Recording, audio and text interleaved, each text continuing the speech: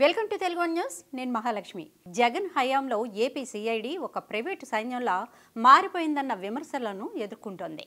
విపక్ష నేతలను వేధించడం కోసం ఇష్టారీతిగా అక్రమ కేసులు బనాయించడం, అరెస్టు చేయడం తప్ప ఆ దర్యాప్తు సంస్థకు మరో పని లేదని జనం భావిస్తున్న పరిస్థితి. ఇష్టారీతిగా అక్రమ కేసులు బనాయించి ఆ తర్వాత కోర్టులో మొట్టికాయలు తినడం ఏపీ సిఐడికి పరిపాటిగా మారిపోయింది.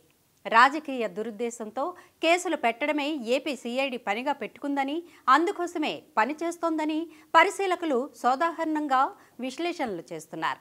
తాజాగా ఇన్నర్ రింగ్ రోడ్డు కేసులో సిఐడి దాఖలు చేసిన ఛార్జ్ షీట్ను ఏసీబీ కోర్టు పరిగణనలోకి తీసుకోవడానికి నిరాకరించింది. అచ్చెన్నాయుడుపై దాఖలు చేసిన ఛార్జ్ షీట్ను ఏసీబీ కోర్టు తిరస్కరించిన సంగతి తెలిసిందే. ఇప్పుడు ఐఆర్ఆర్ కేసులో ఏపీ సిఐడి దాఖలు చేసిన ఛార్జ్ షీట్ను కూడా ఏసీబీ తిరస్కరించింది. ఇలా వరుసగా ఏపీ సిఐడి అక్రమ కేసులు బనాయించడం, కోర్టులు మొట్టికాయలు వేయడంతో దర్యాప్తు సంస్థ పరువే కాదు, జగన్ సర్కారు ప్రతిష్ట కూడా పాతాళానికి దిగజారిపోతోందని పరిశీలకులు అంటున్నారు. ఇక ఐఆర్ఆర్ కేసు విషయానికి వస్తే, ఇప్పుడు ఐఆర్ఆర్ కేసులో గవర్నర్ అనుమతి తీసుకున్న తర్వాతే ముందుకు సాగాల్సిన పరిస్థితి.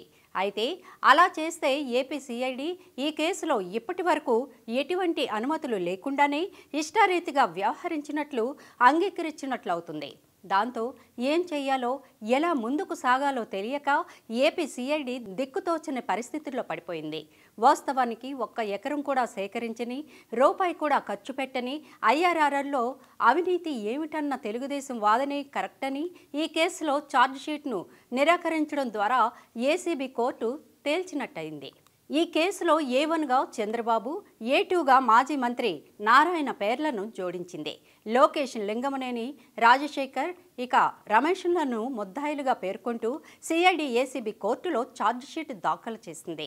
ఇంతకీ కేసు ఏంటంటే, సింగపూర్తో గతంలో చంద్రబాబు ప్రభుత్వం తప్పుడు ఒప్పందాలు చేసుకుందని, సింగపూర్తో ఒప్పందానికి కేంద్రం నుంచి అనుమతి లేదని, చట్టవిరుద్ధంగా మాస్టర్ ప్లాన్ పేరుతో సుబ్రహ్మణ్య జురాంగ్కు టీడీపీ ప్రభుత్వం డబ్బులు చెల్లించిందని సిఐడి ఆ ఛార్జ్ షీట్లో పేర్కొంది. నిందితులకు ప్రయోజనం చేకూర్చేలా inner ring road, seed capital master ప్లాన్లను రూపొందించారని, లింగమనేని మాజీ మంత్రి నారాయణ భూములకు అనుగుణంగా ఇన్నర్ రింగ్ రోడ్ మాస్టర్ ప్లాన్ను మార్చారని పేర్కొంది. లింగమనేని హెరిటేజ్, నారాయణల ప్రయోజనం చేకూరేలా మాస్టర్ ప్లాన్ను మార్చారని సిఐడి తన ఛార్జ్ షీట్లో పేర్కొంది. భూములకు అనుగుణంగా మార్చినట్లు సిఐడి ఛార్జ్ షీట్లో వెల్లడించింది. ఇక అసలు ఇన్నర్ రింగ్ రోడ్డు కేసులో ముందుకు వెళ్లే విషయంలో ఏపీ సర్కార్కు, ఏపీ సిఐడికి మొదటి నుంచి ఎదురు దెబ్బలు తగులుతూనే ఉన్నాయి. ఈ కేసులో చంద్రబాబుకు ఏపీ హైకోర్టు మంజూరు చేసిన ముందస్తు బెయిల్ రద్దు చేయాలంటూ జగన్ సర్కార్ సుప్రీంను ఆశ్రయించినా ఫలితం లేకుండా పోయింది.